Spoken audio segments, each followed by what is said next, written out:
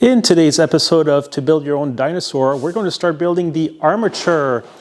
Just ignore that. In the first two parts, so far we started printing out the first vertebrae and putting them together and covering them even. But today I'm going to show you how we start to build the very skeleton that's going to hold up our skeleton. So let's see what building the armature looks like.